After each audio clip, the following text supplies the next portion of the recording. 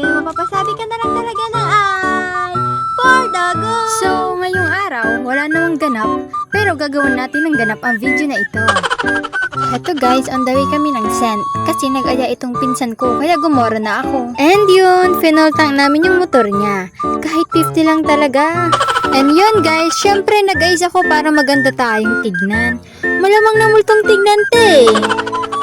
And nga pala guys, ang pinuntahan lang po namin dito is yung background para sa TikTok namin. Paalam, bibili lang sa kanto. Yung pala, dumiretso na ng San Vincent Ferrer. And yun guys, nandito na po kami. Bali, 3 po pala kami guys. Oo, syempre nakikita nyo naman na 3, malamang na 5.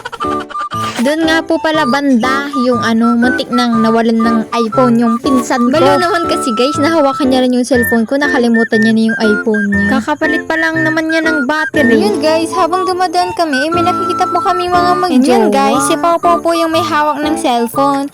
Kaya ayun, pati yung ma-ice creaman, ibinidyohan niya kahit di naman niya kakilala. Kapal ng face mo, te! Yun guys, kung saan-saan siya napadpad. And ayan nga po, humahanap po ako ng magandang pwesto para kung maganda ba yung background namin or hindi. Then, dito na lang po kami nag-stay kasi mas maganda pa po pala yung background niya kasi salamin. And yun guys, after po namin mag-TikTok, umuwi na po kami. And then, bumili po ako ng palamig kasi nakakauhaw po palang tumambay at sumayaw. Dito po pala kami dumaan sa patakbo guys. Ayan nga, na-traffic pa.